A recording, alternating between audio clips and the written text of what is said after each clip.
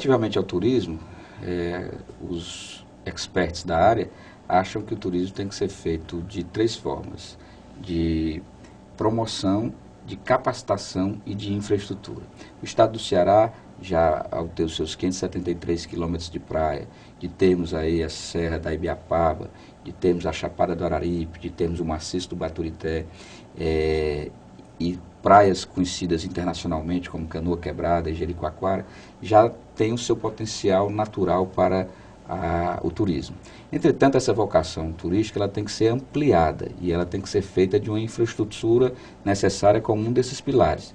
E daí é que o governo do estado e o governo federal e as prefeituras municipais têm feito a sua parte. Como, por exemplo, hoje o estado do Ceará já está totalmente interligado nas suas áreas de interesse turístico por novas vias, fazendo com que as estradas possam cortar o Ceará de leste a oeste, principalmente no litoral, com relação à qualidade no acesso viário aos nossos produtos turísticos. Que nós temos aí 2 grandes romarias, que é a Romaria do Padre Cícero e a Romaria de São Francisco em Canidé, que estão sendo também ampliadas e estão tendo foco por parte do governo estadual.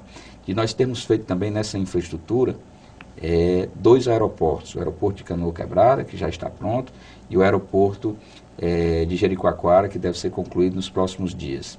Para isso daí, está se preparando, de certa forma, o Estado, o centro de eventos, que proporcionou um novo negócio para o Estado do Ceará, que é o turismo de negócios, veio a calhar para que nós pudéssemos, no período de baixa estação, trazermos uma ocupação adicional à Fortaleza e ao Estado do Ceará.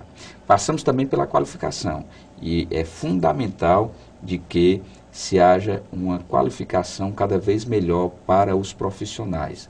E aí, eu sei que é um grande gargalo, porque o dono do restaurante não quer, por exemplo, deixar que o seu garçom saia 2 ou 3 horas do expediente diário para ir se qualificar. É um entrave, e é por isso daí também que o SEBRAE tem um papel importante, porque a gente deve qualificar também o empresário, para que ele possa saber que, ao qualificar o seu profissional, ele não vai estar perdendo tempo ou deixando de ganhar dinheiro, mas ele vai estar, sim, preparando-se para receber e ofertar, melhor dizendo, um melhor serviço para aqueles que o procuram. Para isso daí vem a outra parte também, que é o marketing.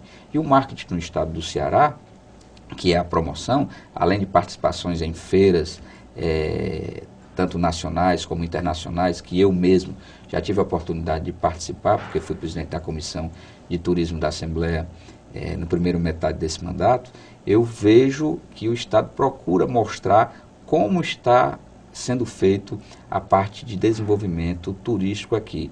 E aí vem a outra parte, de nós termos conseguido sediar a Copa das Confederações, vamos sediar Copa do Mundo, vamos ter a perspectiva de termos aqui uma etapa da formação para os Jogos Olímpicos e fazendo com isso daí de que o Ceará possa ir para a prateleira do turismo nacional e internacional, fazendo focar nessas 3 áreas que são imprescindíveis: infraestrutura adequada, formação profissional cada vez melhor dos nossos jovens e trabalhadores cearenses, e o terceiro deles, a promoção do destino turístico. Nós ainda não temos um número muito significativo, mas hoje, com dados do ano de 2012, nós já temos um impacto na renda do povo cearense de mais de 10% do PIB através das atividades turísticas.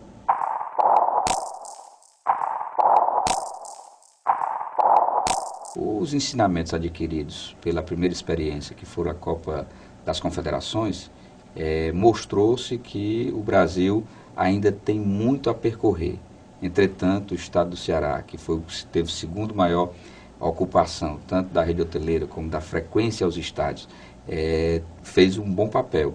Sabemos que devemos agora intensificar, que as obras, principalmente de mobilidade urbana, possam ser cada vez mais apressadas para que possam chegar à sua conclusão, já que temos um grande local para podermos recepcionar esses jogos, que é o Estádio do Castelão.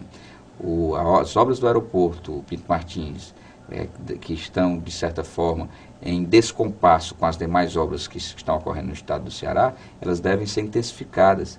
E é fundamental por sabermos que hoje a porta de entrada para aqueles que venham nos visitar, das nacionalidades que sejam, ou até mesmo do turismo nacional, eles possam chegar em um aeroporto que seja adequado para a altura dessa competição internacional. Mas é bom que se registre que nós somos o país do futebol. E daí é que não apenas iremos esperar pelos nossos visitantes de outros países, mas por sermos esse país do futebol, nós mesmos aqui, cearenses, nordestinos e brasileiros, iremos fazer com que haja esse grande impacto para a sede Fortaleza dos Jogos da Copa do Mundo. Eu sou muito otimista, acredito muito que o estado do Ceará se destaca pela competência dos seus gestores e que com a realização dos Jogos da Copa do Mundo, nós vamos deixar uma muito boa impressão para aqueles que vão nos visitar. E eu que já tenho alguns locais visitados aí, como tive recentemente na Rússia, vi que existem limitações, principalmente nessa parte de aeroportos, de infraestrutura aeroviária, e que não é assim, de se fazer grande inveja aqui ao Brasil, ou grande inveja ao estado do Ceará. Então, sabemos das limitações que temos, entretanto, a boa vontade fala mais alto na hora dessa realização dos Jogos da Copa do Mundo.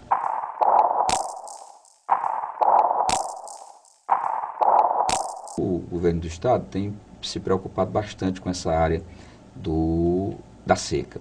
Já estamos aí fazendo o cinturão das águas, foram feitas o canal da integração, o eixão, está procurando se fazer a transposição do Rio São Francisco do governo federal, deve chegar dentro dos próximos anos ao nosso estado do Ceará, mas existe um problema que levanto como questão na Assembleia.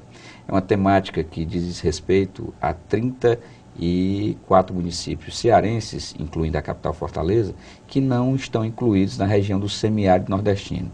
Os últimos índices que foram calculados para isso levavam em conta a aridez do solo, assim como também uma média histórica de 10 anos de índices pluviométricos, de chuva, por exemplo, menor do que 800 milímetros dessa média histórica.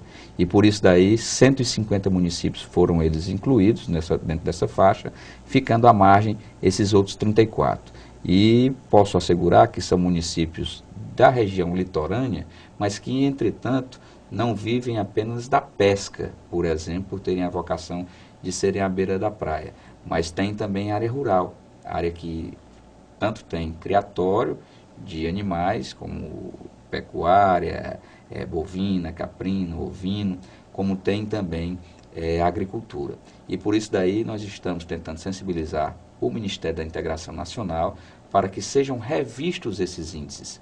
A última portaria interministerial do Ministério da Integração e do Ministério da Ciência e Tecnologia foi em 2005. Coincidência ou não, eu estava até na equipe do Ministério da Integração a essa época.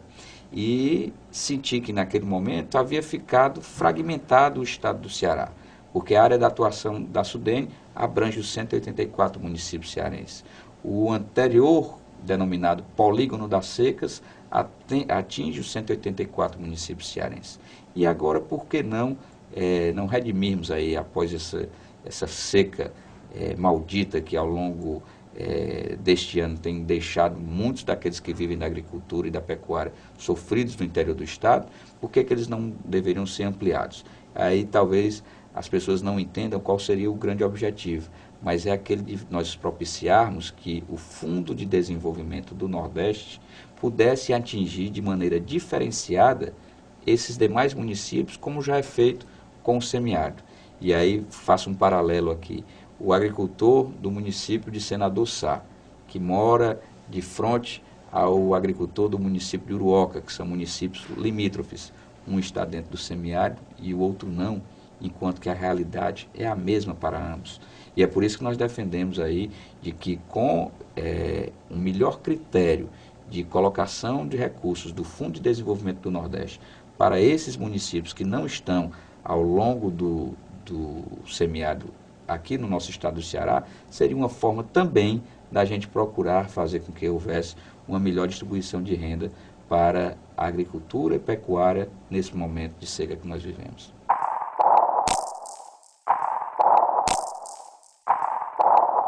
A refinaria Prêmio para o estado do Ceará é de fundamental importância para o desenvolvimento econômico e social do nosso estado do Ceará. Serão cerca de 90 mil empregos gerados na construção e operação da refinaria Prêmio. 22 mil deles diretamente na sua construção e operação, os demais indiretos. E isso daí vai fazer com que só o PIB do Ceará, que são as riquezas do nosso estado, a partir da instalação da refinaria, eles sejam acrescidos de mais 50%. Então, o PIB do Ceará, que hoje é em torno de 7 bilhões, ele iria a ter mais da metade sendo acrescido. Isso daí impactaria não apenas na região metropolitana ou nos municípios de São Gonçalo e Caucaia, que é onde a refinaria estará instalada no Complexo Portuário e Industrial do Pecém, mas aumentaria o ICMS, que por sua vez é um imposto que é redistributivo, que atingiria desde o Salitre ao Chaval, do Icapuí até o Tianguá. Então isso daí é o impacto que vai gerar para que se possam ter ações de melhoria na educação, de melhoria na saúde, de melhoria na rede de transporte, enfim, de tentar com isso daí aumentar o bolo da receita sem tirar do consumidor e aproveitarmos um potencial que nós temos do produtor. Tem uma luta também no parlamento que é a construção de um estaleiro naval no Ceará. O senador cearense de outrora, Sérgio Machado, é presidente da Transpetro e tentou instalar aqui no Ceará um estaleiro para a construção de uma grande embarcação naval para transportar derivados de petróleo. Não foi possível fazê-lo aqui em Fortaleza, tendo em vista algumas discussões que ocorreram em alguns momentos atrás. E nós, lá do município de Camusim, agora através da prefeita Mônica Aguiar, estamos fazendo a movimentação para que a gente consiga, já que dentro dos outros locais estudados no Ceará, o que apresentou melhor viabilidade técnica para a instalação de um estaleiro desse tamanho foi a foz do rio Coreaú, se encontrando com o Oceano Atlântico lá, no município de Camusim. Estamos lutando para tentarmos fazer com que haja essa imprescindível atuação política para que a gente sensibilize tanto o Estado como Prefeitura, como órgãos animadores desse processo, a que a gente possa instalar esse estaleiro. A outra grande potencialidade, que hoje os reparos dos navios, das embarcações brasileiras, estão indo ser feitos na China. E por que não aproveitarmos agora para construirmos um estaleiro dessa natureza? E aí, é claro, é oportunidade de mercado.